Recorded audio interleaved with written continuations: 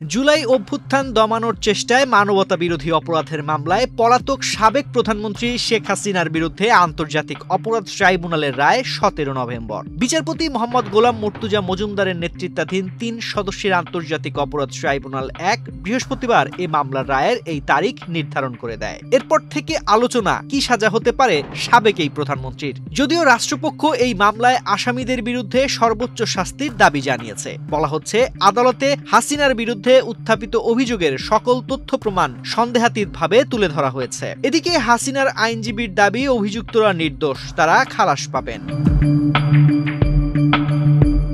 এ মামলায় শেখ হাসিনার সঙ্গে সাবেক স্বরাষ্ট্রমন্ত্রী আসাদুজ্জামান খান কামাল ও সাবেক আইজিপি চৌধুরী আব্দুল্লাহ আল মামুনও আসামি। একমাত্র স্মার্ট সিটি বসুন্ধরা, আধুনিকতায় এক ধাপ এগিয়ে। তাদের মধ্যে মামুন দায় স্বীকার করে রাজসাক্ষী হিসেবে জবানবন্দি দিয়েছেন। বৃহস্পতিবার তাকে আদালতে হাজির করা হয়। এদিকে ১৭ নভেম্বর হাসিনার বিরুদ্ধে রায় ঘোষণাকে কেন্দ্র করে ফের কর্মসূচির ডাক দিয়েছে কার্যক্রম নিষিদ্ধ আওয়ামী লীগ।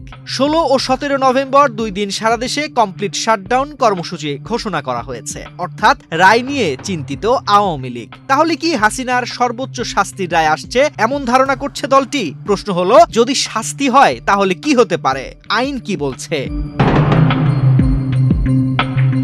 গণহত্যা, যুদ্ধাপরাধ ও মানবতা বিরোধী অপরাধের বিচার করার জন্য বাংলাদেশে ২০১০ সালে আন্তর্জাতিক অপরাধ ট্রাইব্যুনাল গঠন করা হয়। দ্য ইন্টারন্যাশনাল ক্রাইমস অ্যাক্ট ১৯৭৩ আইনের অধীনে এই ট্রাইব্যুনালে আসামি গ্রেফতার, বিচার এবং সাজা দেওয়া হয়। সময়ের বিবর্তনে এই আইনে সংশোধনী এনে বেশ কিছু ধারা সংযোজন ও বিয়োজন করা হয়েছে। আন্তর্জাতিক অপরাধ ট্রাইব্যুনাল আইন অনুযায়ী কোনো ব্যক্তির বিরুদ্ধে অভিযোগ প্রমাণিত হলে সর্বোচ্চ শাস্তি হিসেবে মৃত্যুদণ্ড দেওয়ার বিধানও রয়েছে। এই আইনের ২০ ধারায় দণ্ড সম্পর্কে বলা হয়েছে, অভিযুক্ত ব্যক্তির দোষী সাব্যস্ত হওয়া বা নির্দোষ প্রমাণিত হওয়ার কারণ ট্রাইব্যুনালের রায়ে উল্লেখ করতে হবে। আন্তর্জাতিক অপরাধ ট্রাইব্যুনালের প্রসিকিউটর গাজী এমএইচ তামিম বলেন, আসামির অপরাধের সাথে সম্পৃক্ততা বা অপরাধের গভীরতা অনুযায়ী ট্রাইব্যুনাল যে কোনো শাস্তি দিতে পারেন। মৃত্যুদণ্ড বা যাবজ্জীবন কারাদণ্ড দিতে পারেন, আমৃত্যু কারাদণ্ডও দিতে পারেন। এর চেয়ে কম বিভিন্ন মেয়াদের সাজাও দিতে পারে ট্রাইব্যুনাল। তবে এনসিপি, জামায়াত সহ বিভিন্ন রাজনৈতিক দল মানবতা বিরোধী মামলায় হাসিনার সর্বোচ্চ শাস্তির দাবি জানিয়ে আসছে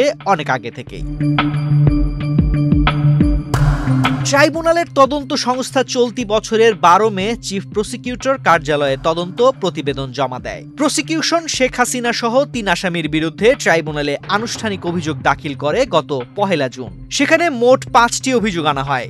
সেগুলো হলো, গত বছরের ১৪ জুলাই গণভবনের সংবাদ সম্মেলনে শেখ হাসিনার উস্কানিমূলক বক্তব্য দেওয়া, হেলিকপ্টার, ড্রোন ও প্রাণঘাতী অস্ত্র ব্যবহার করে আন্দোলনকারীদের নির্মূল করার নির্দেশ দেওয়া, রংপুরে বেগম রোকেয়া বিশ্ববিদ্যালয়ের ছাত্র আবু সাইদকে গুলি করে হত্যা, রাজধানীর চানখারপুল এলাকায় ৬ আন্দোলনকারীকে গুলি করে হত্যা এবং আশুলিয়ায় ৬ জনকে পোড়ানোর অভিযোগ।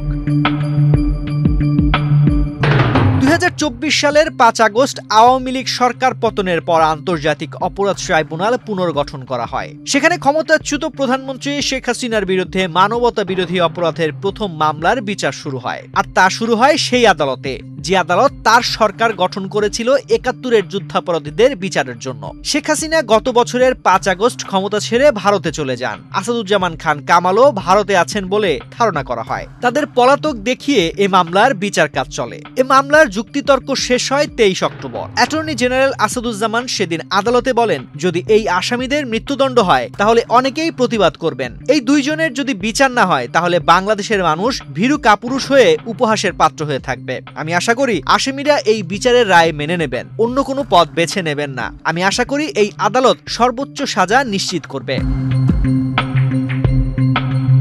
আদালত রায়ের তারিখ ঠিক করে দেওয়ার পর সাংবাদিকদের মুখোমুখি হয়ে চিফ প্রসিকিউটর তাজুল ইসলাম বলেন, আমরা সর্বোচ্চ শাস্তি আদালতের কাছে প্রেয়ার করেছি। আদালত তার সুবিবেচনা প্রয়োগ করবেন এবং আমাদের পক্ষ থেকে প্রেয়ার হচ্ছে যে এই অপরাধের দায়ে আসামিদের যেন সর্বোচ্চ সাজা দেওয়া হয়। শেখ হাসিনা, আসাদুজ্জামান খান কামাল এবং চৌধুরী আব্দুল্লাহ আল মামুন ৩ জন আসামির বিরুদ্ধে, তাদের বিরুদ্ধে গত জুলাই এবং আগস্টে ২০২৪ সালের বাংলাদেশে সংগঠিত যে ম্যাসাকার এবং মানবতা বিরোধী অপরাধ, সেই অপরাধের দায়ে তাদের বিরুদ্ধে এই মামলাটি করা হয়েছিল। দীর্ঘ পথ পরিক্রমা শেষে, সাক্ষ্য গ্রহণ শেষে, উভয় পক্ষের যুক্তিতর্ক শেষে সেই মামলাটি এখন রায়ের জন্য প্রস্তুত হয়েছে। আজকে মাননীয় আদালত এই মামলাটির রায় ঘোষণার জন্য আগামী 17ই নভেম্বর সোমবার দিন নির্ধারিত করেছেন। ইনশাল্লাহ আগামী 17ই নভেম্বর সোমবার এই মামলাটির রায় ঘোষিত হবে। আমরা অঙ্গীকার করেছিলাম যে যারাই বাংলাদেশে যত শক্তিশালী হোক না কেন, যদি কেউ অপরাধ করে, মানবতাবিরোধী অপরাধ করে, তাদেরকে সঠিক পন্থায় বিচারের মুখোমুখি করা হবে এবং তাদের আইন অনুযায়ী যে প্রাপ্য সেটা তাদেরকে বুঝিয়ে দেওয়া হবে। সেই প্রক্রিয়ায় আমরা একটা দীর্ঘ যাত্রা শেষ করেছি। আমরা এখন চূড়ান্ত পর্বে উপনীত হয়েছি।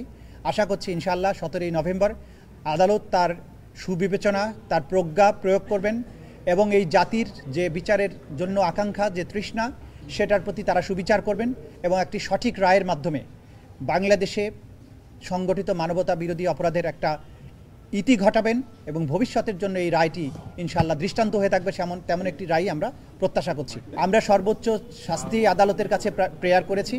আদালত তার সুবিবেচনা প্রয়োগ করবেন এবং আমাদের পক্ষ থেকে প্রেয়ার হচ্ছে যে এই অপরাধের দায়ে আসামিদের জন্য সর্বোচ্চ সাজা দেওয়া হয়। অন্যদিকে শেখ হাসিনা ও আসাদুজ্জামান খান কামালের পক্ষে রাষ্ট্রনিযুক্ত আইনজীবী আমির হোসেন বলেন, মক্কেলদের অনুপস্থিতিতেও তিনি নিজের সর্বোচ্চ যুক্তি তুলে ধরেছেন। তিনি আশা করছেন ট্রাইব্যুনাল তার মক্কেলদের খালাস দেবে। 17 তারিখে দিন ধার্য হয়েছে রায়ের জন্য। আমার প্রত্যাশা আমার ক্লায়েন্টরা খালাস পাবে, এটা আমি বিশ্বাস করি। আমার প্রত্যাশা এটা। আমি মনে করি যে আমার সাক্ষীর যে সমস্ত জবানবন্দি হয়েছে তার প্রেক্ষাপটে যে সকল জেরা হয়েছে, জেরার প্রেক্ষাপটে বিভিন্ন সময়ে বিভিন্ন সাক্ষীদের কাছ থেকে আমি বিভিন্ন রকমের গুরুত্বপূর্ণ বেশ কিছু তথ্য সাক্ষীর মাধ্যমে আনতে সক্ষম হয়েছি। সব কিছু মিলিয়ে দালিলিক সাক্ষ্য হচ্ছে, সব জায়গায় আমি কন্ট্রোভার্সি ক্রিয়েট করার চেষ্টা করেছি এবং বিভিন্ন সময় দালিলিক সাক্ষীর উপরেও কন্ট্রোভার্সি ক্রিয়েট হয়েছে বলে আমি বিশ্বাস করি। সব কিছু মিলিয়ে আমি বিশ্বাস করি আমার আসামিদ্বয় খালাস পাবে।